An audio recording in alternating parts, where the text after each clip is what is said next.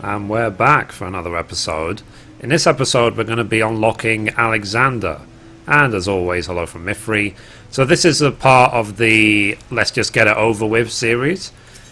So we are here with Slowfix in Idyllshire, 7-6. And the quest is called Disarmed.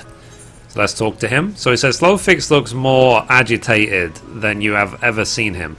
And to basically have this quest unlocked, you have to have finished the main scenario of Heavensward as well, all the way till the end. So let's accept. So is our plan to seeing it? A giant of iron rising from river? Y'shtola and Cid leave me to learn more, but are not back yet. Great is plight of Gobbyflock. Giant is too big. Can squash Idyllshire flat. Where are uplanders? Calm yourself, Slowfix.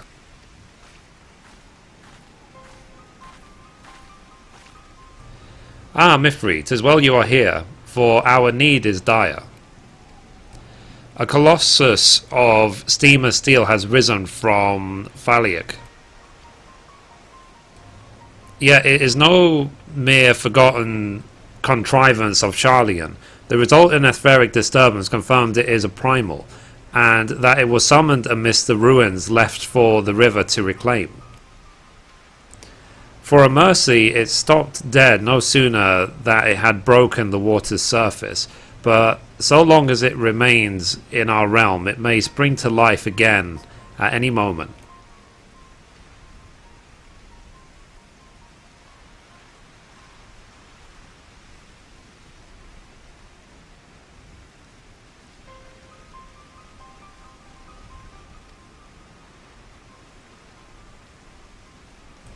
Nay, the aether grows perilously thin, and more swiftly than I could have imagined.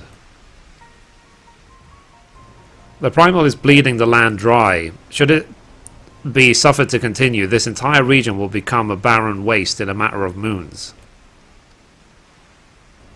No, Gobbyflock has only just found home after long wanderings. Idyllshire will not fall. Slowfix will not allow it. And nor will we. I have already spoken with Alphanode, and he concurs that we, Scions of the Seventh Order, must do all in our power to eliminate the threat. Yet, given its size, I deem it wise to attack from two fronts. Our first and most obvious recourse is to keep our foe in check with blade and magic, much as we have done with other such adversaries. Second, I propose that we attempt to cut off the flow of aether which sustains it, mayhap by physically separating the primal from the land.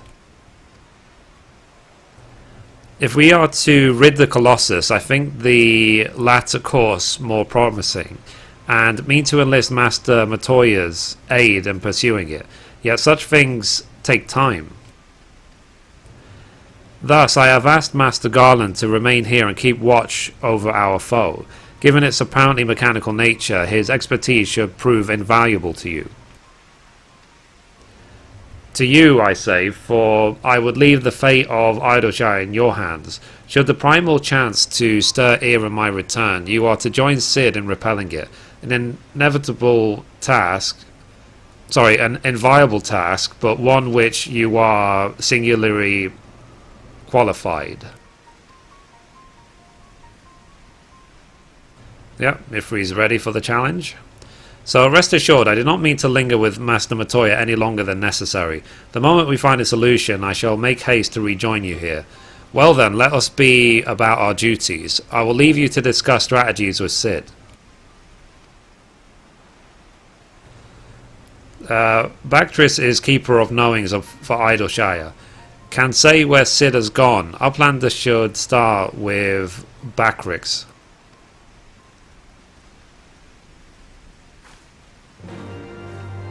Cool. So as we know in the game so far, that the aether is effectively the life force. Let's just call it the life force from Final Fantasy VII. It's the same concept. And basically a primal uses aether to sustain itself, because it is just a being that can go between this world and the aether, let's say. But because the Aether is the life force, as they were saying, if Alexander is allowed to just stay here, he will effectively suck the life force out of the entire region. So we need to go and do something about it. That's basically it. So it's a very similar concept that's been in all the Final Fantasy games. Is the world and spirits and life and everything is sustained by Aether / life force / whatever other name it might have, and it has to be protected. You know, it has to be sustained in order to protect the world. Okay, so here is Backrix.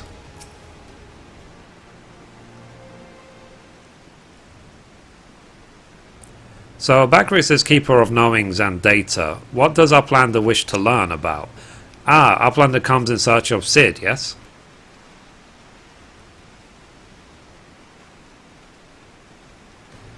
My thanks for sharing your knowings, Backrix. These Illuminati are indeed most hostile.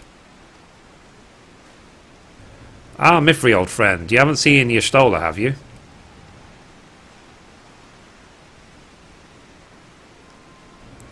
Drained of all ether in a matter of moons? 7 hells. How much power does that thing need? Too much, plainly. Well, it sounds as if we have an urgent dismantling job on our hands. From what Backrix has been telling me, the Illuminati are the most likely culprits. They have the knowledge to summon a primal, and the requisite short-sightedness not to think better of it. Fanatical captures their philosophy nicely, I think. Their goal being nothing less than the sole ownership of all the world's technology. Needless to say, they are more than willing to kill anyone who stands between them and what they want.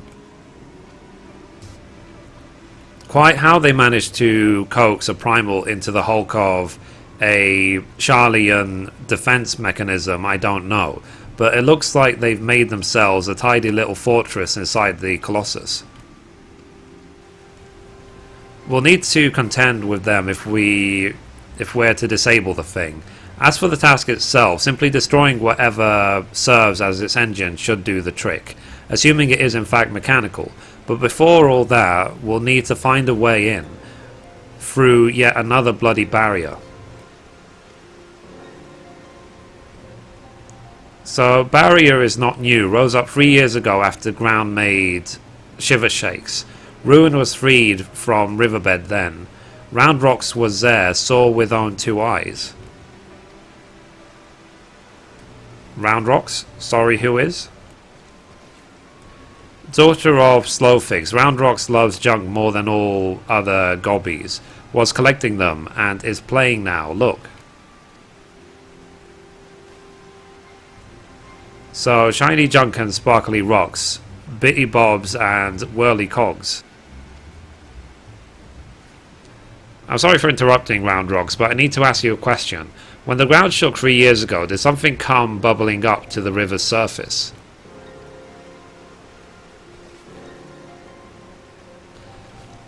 Bobbing? Nothing bobbed, silly Uplander. Ground made shiver shakes when giant of whirlycog stood, and then magic walls came up too. So it wasn't the tremor that freed the Colossus, it was the Colossus which caused the tremor. And you were absolutely certain you saw it rise from the waters, young one.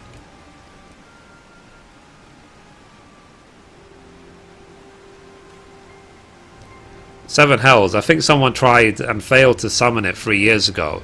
But was it the Illuminati or... Brayflox comes to trade tongue flaps, Uplander. Ah, just a goblin. Slowfix tells me that you're his resident expert on the Illuminati. Pardon me a moment while I consult my fellow Uplander. Mithrie, if I am to make a suggestion, I'll speak with Brayflox and learn what I can of our opponents. In the meantime, you could investigate the Colossus itself. Biggs and Wedge are near where its hand landed on the shore of the Phaliac. Join them and see if you can't find a way inside the machine. Oh, and good luck with that barrier.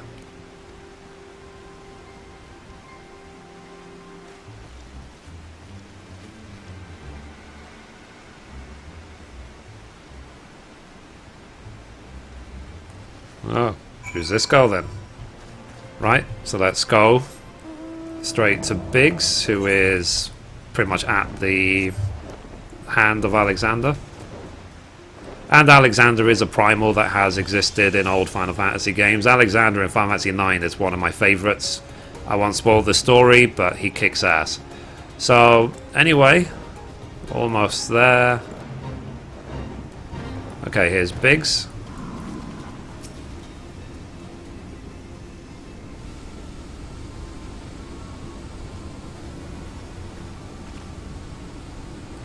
I love the story of this game. So, Mithrie, come to see the Colossus, eh? The chief has us looking for a way in. Of course, there's a bleeding barrier around the thing. Ah, another one. Luckily for us, when the big fella came down, its hand clamped onto the shore here, punching a hole in its own defences and leaving that round portal there unprotected. Only trouble is, it is locked and doesn't seem to have a key. For want of a better idea, Wedge is listening in to Illuminati Link Pearl communications in hopes they'll mention the trick to opening it. So, there is only one signal coming from inside the giant, and it is always the same pattern. I'm certain it is a code. The Illuminati always used coded messages. From what I hear, they've developed a special kind of crystal specifically for transmuting Link Pearl waveforms. If we could get our hands on one, the Chief's decoding machine here could theoretically be able to use it to untangle the meaning. Quite where we'd find such a crystal is another matter. So does Uplander know Round Rocks? She makes great collection of junk and finds. Maybe keeping crystal at short stop? Wouldn't that be a stroke of luck? So, and it just happens I've been working on a means of identifying the crystal in question. Here, Mithrie, take this. 3G7001B. Sprinkle that powder over this so-called collection and look for anything that glimmers. It should contain the material we need. You may have to borrow one of Round Rock's treasures, but I'm sure she won't mind if you tell her it's for a good cause. Okay, so back to Round Rocks we go. But no problem. We can fly. We followed Mithrie's guide of unlocking Aether Currents. Right. Of course you did. So, okay, so it's a very, very short flight back. Seconds away. I love flying. I wish you could fly in all zones, but whatever. Maybe they'll do like a Cataclysm expansion like they did in WoW and eventually just unlock flying everywhere. But anyway, let's sprinkle this. So actually, let's read it. So it says, a hodgepodge mixture of seemingly random items from Wedge's workspace. The engineer claims it can be used to collect the presence of certain crystals within solid matter. He has also asked you do not ask him again about why it's called a 3G7001B. Okay, fine. So amongst the jumble of bits and bobs, you spy a faintly glimmering stone. Okay, so let's take the glowstone, and hopefully Round Rocks will not roundhouse kick us. So what is Uplander doing? A sneaky taker. Treasures belong to Round Rocks.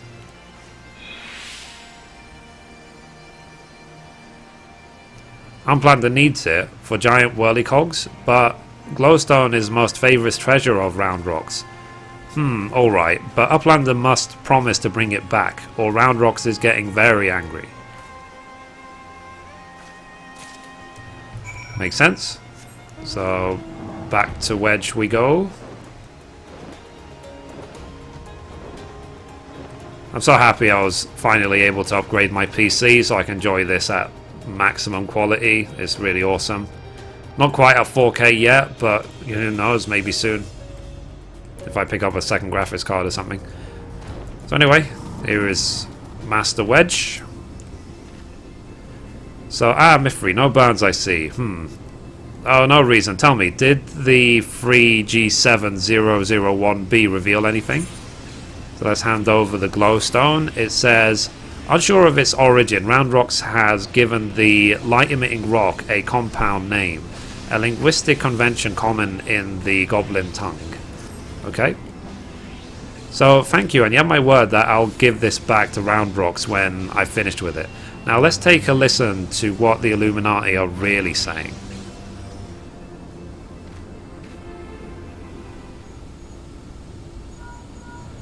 So, goodness, all that infernal beeping is gone. Now it's a message, clear as day. Let's see. So today's schedule for Gordius, registration at 7th bell, stop. Loose the coral cubs at 3rd bell, stop. Rest and recuperate at 2nd bell, repeat. Today's schedule for Gordius. So, coral loosing, but I'm sure that was the only message. This has to be some sort of jest. Don't be daft, Wes. It's just another code. You need the proper crystal and the proper knowledge to understand it. Bleeding Illuminati should have known it wouldn't be so easy. Quite the conundrum you have there.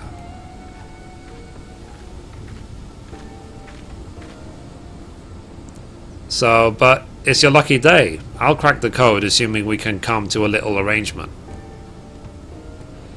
I'm a treasure hunter by trade, and there's a certain something I want inside the giant. I help you to get inside, you help me to get out with it. A fair deal, no? The name's Mide, by the way. Charmed, I'm sure. You are aware that the interior is almost certainly swarming with Illuminati, yes? Why do you think I came to you? There's strength in numbers, friend, but best we join forces, eh? Now, the words you intercepted are largely gibberish, but paired with the numbers, well, you'll see. 7 stop 3 stop 2, wasn't it?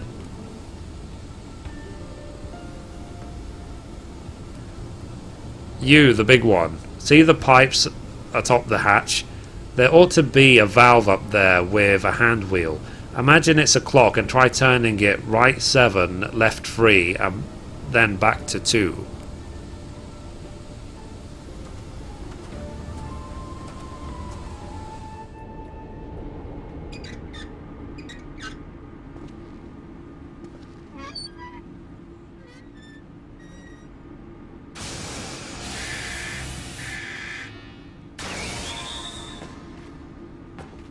Well, there we go. We did it, we did it.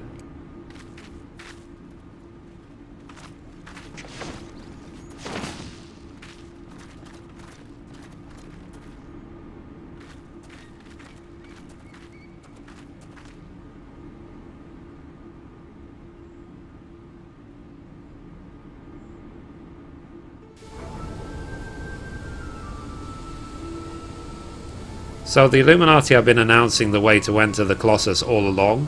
Strange. Well done for cracking the code anyway. I had less success, sadly. I'm afraid Brayflox knows little more than we do about the Illuminati's plan or the Primal. Come, come, things aren't as bad as all that. We found a way inside the machine. We'll just have to learn about it as we go. It's only a massive mammoth after all. Stopping it should be as simple as destroying its core. If we send in a suitable, intrepid team of surveyors, I don't see why we can't trace the machine's power back to the source via the struts and piping.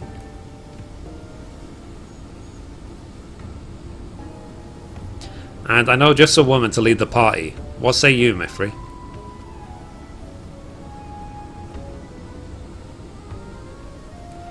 And what of me, pray tell? I opened the way for this grand expedition of yours.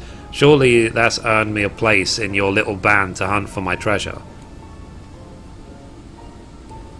You did as you promised, and you may do as you will now, but only as long as your treasure hunt doesn't endanger the mission.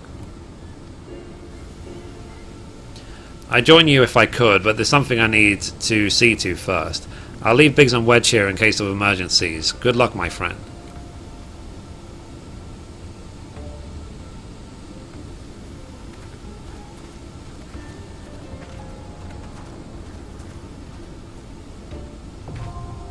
Nice. So it says the Fist of the Father is now accessible. So you now have access to the Fist of the Father. Gordius can be accessed via the entrance in the Maker's Quarter. Awesome. Nice, nice, nice. So that's basically it. It was a surprisingly long quest, I'll be perfectly honest about it. I didn't expect it to go on for 20 minutes, but whatever. So we have now unlocked Alexander.